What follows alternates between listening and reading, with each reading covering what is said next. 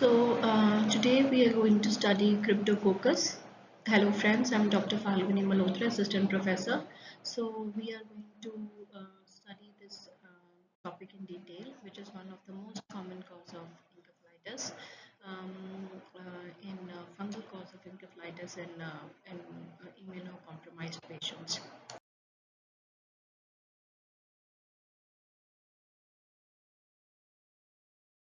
The various parasitic and fungal causes of encephalitis are, the fungal causes are, let's learn it by ABC. So from A we can say it's Aspergillus, B blastomyces, C candida, Cryptococcus neoformans and coccidioides, and then there is an H, which is histoplasma. And the variety of parasitic infections which can cause encephalitis are, first of all, it is the free-living amoebae, in which it is Naegleria fowleri, Acanthamoeba species, Palamuthia. Then there is a Plasmodium falciparum, Toxoplasma, Tinea solium, Echinococcus granulosus, Schistosoma japonicum, Trichinella spiralis, and there are many other more, for example, Toxocara and so on. So this is the outline which we are going to study. It is the history, then we are going to study the epidemiology, virulence and pathophysiology, then the clinical presentation in the patients, laboratory diagnosis, management, prognosis and the prevention part. So what is cryptococcal meningitis? It is caused by a capsulated yeast called as Cryptococcus neoformans, which is capable of producing potentially fatal meningitis in HIV infected people, and it is basically an opportunistic fungi.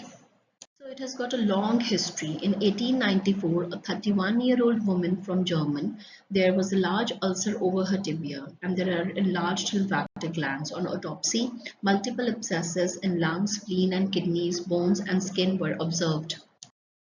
In 1901, Wilhelmine it gave the genus Cryptococcus, which lacks sugar fermentation and ascospore formation. In 1949, Evans it identified the three serotypes A, B, C.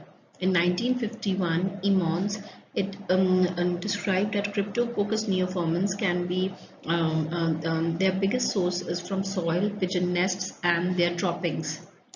1962, Stabe, he gave the brown colonies on the extract of niger seed due to the melanin in the niger seed agar and birdseed agar or Stabe agar.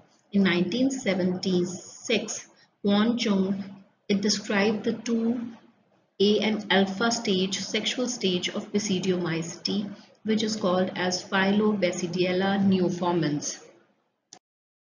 In 1990, Ellis and Pfeffer it described that Cryptococcus neoformans variety Getae it is associated with serotype B from Eucalyptus camaldulensis river red gum tree in Australia.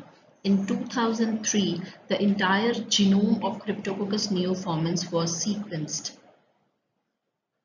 So the MBBS students can write little bit about the history part, not in full detail, since it can be useful for the MD students also.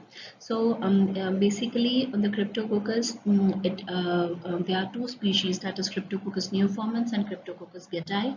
And Cryptococcus neoformans species, it has got two varieties, that is Cryptococcus neoformans variety neoformans, which is associated with serotype A, Cryptococcus neoformans variety grubai, which is associated with serotype D, and the species Cryptococcus getae, it is associated with serotype B and C.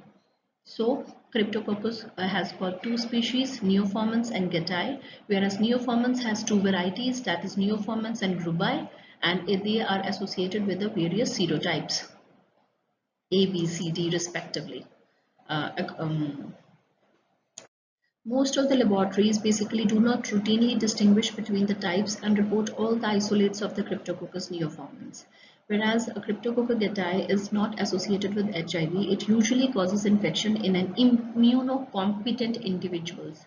So the life cycle, basically Cryptococcus neoformans undergoes two life cycles. First is the asexual cycle, the second is the sexual cycle.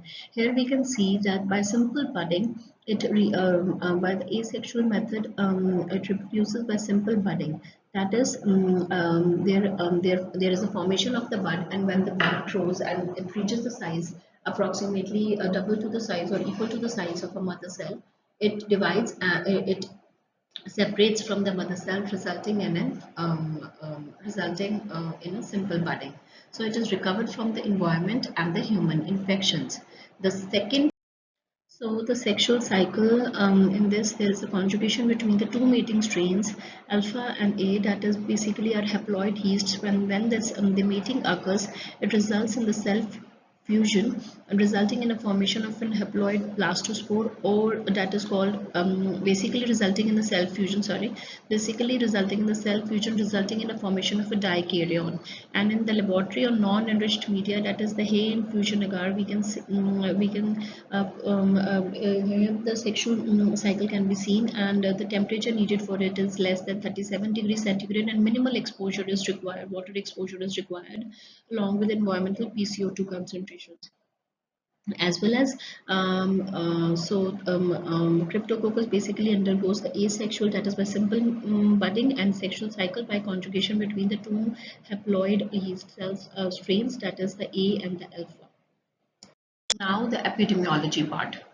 Now the ecology, basically the Cryptococcus neoformans variety, neoformans and the variety grew by, they are obtained from soil, pigeon droppings, pigeon nests, roosting sites, guano from other birds such as canaries, parrots and turkeys, whereas getae from vegetation associated with river red gum trees, that is, or forest red gum trees. The river red gum trees is called as Eucalyptus camaldulensis, whereas forest red gum trees are Eucalyptus teriticornis. So the life cycle of Cryptococcus neoformans, the eucalyptus, that is called as the river red gum tree or forest red gum tree, that is the eucalyptus tree. Basically, there from the pigeon excreta, there are the spores which are inhaled into the lungs by human and lodging into the alveoli. It results into the disseminated or central nervous system, resulting in the a cryptococcus infection. Now the pathophysiology and the virulence. So the virulence in we are going to go into a little bit of detail, but MBBS students can please cut it short and write only the factors which are associated with the virulence, and only 1 to 2 factors which what are the pathophysiology because of that virulence factors basically. Pathogenesis in the life cycle, which I have already explained, that the infection is acquired by the inhalation of aerosolized forms of Cryptococcus. Immunocompetent individuals, it limits the infection because of the defense mechanisms, whereas in patients with low immunity, there results in the pulmonary infections and the disseminated through the blood. The CNS spread, basically they cross the blood-brain barrier, migrate directly across the endothelium and carried inside the macrophages, which is called as the Trojan horse.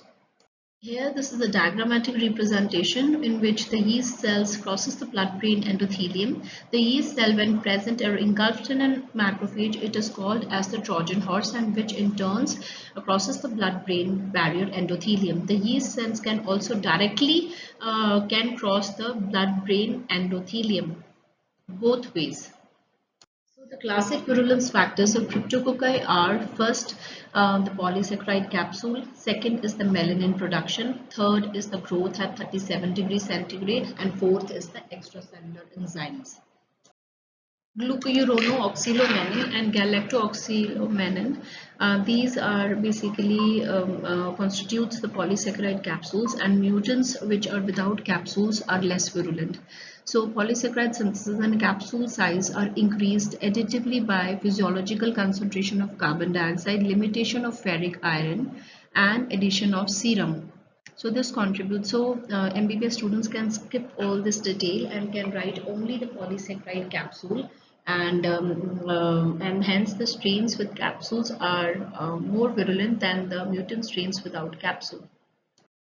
They can write any of these points, then the students can write any of these points underneath the polysaccharide capsule impact on the host immunity, that they prevent the antiphagocytosis, they depletes, and they basically depletes the complement, decrease the antibody responsiveness, inhibits the leukocyte migration, they dysregulates the cytokinin secretion, interferes with the antigen presenting so that the host cell immunity goes down and creates highly negative charge around the cells.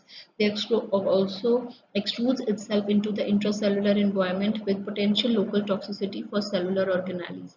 So basically, first 5 points can be written by the MBBS students that since it prevents the antiphagocytosis, so the cells of the host immune system cannot engulf them and they deplete the complement. That is why the host immunity decreases and the antibody responsiveness cells also decreases and inhibit करता है ये leucocyte migration को और जिसके कारण और ये dysregulate भी करता है cytokinin secretion को, which are also one of the protective mechanisms for an human being. So next is the melanin production, due to which the Cryptococcus neoformans its ability to produce melanin. It provides protection against the host oxidative stresses. It helps in the cell wall support or its maintain its integrity. Then it causes the alteration in the cell wall charge. It interferes with the T cell response. It causes the abrogation of antigen basically it causes the abrogation of antibody mediated phagocytosis. It prevents the antibody mediated phagocytosis and protection from the temperature changes and other antifungal agents. The children, you don't have to go into the details. If you want to know the detail, this is I have mentioned it. So the third is the growth at 37 degrees centigrade. The virulence is directly related to the rate of growth at physiological temperatures. Cryptococcus neoformans relatively are thermotolerant and grow at mammalian body temperature, that is 37 degrees centigrade.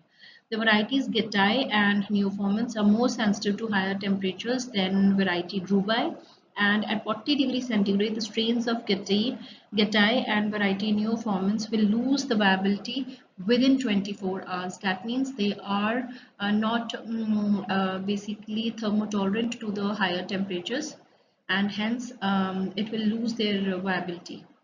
The other extracellular enzymes which are responsible for the virulence are lactases. It helps in the melanin formation. Phospholipase B, it maintains the cell wall integrity. Fungal, it helps in the fungal invasion and the dissemination.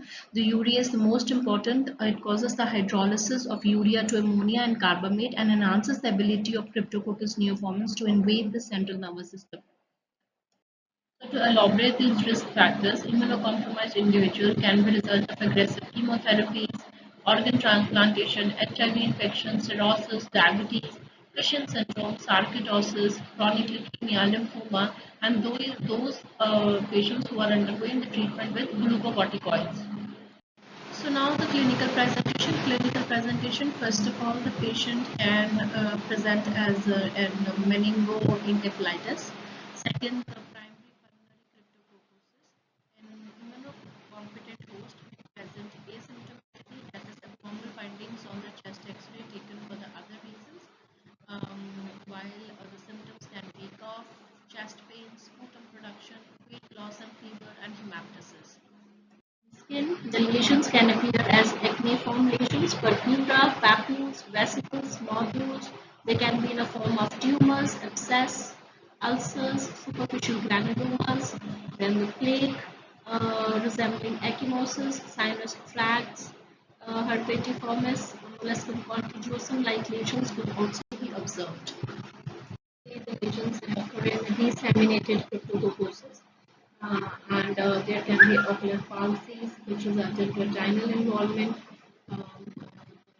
Infection can be associated with HIV or cytomegalovirus, and it is a slight threatening infection in which there is a rapid visual loss which leads to optic due to the optic neuritis and slow vision loss due to the increased intracranial pressure.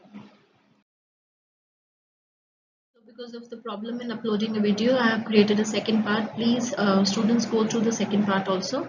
So I'll be uploading both the first and the second part. Thank you.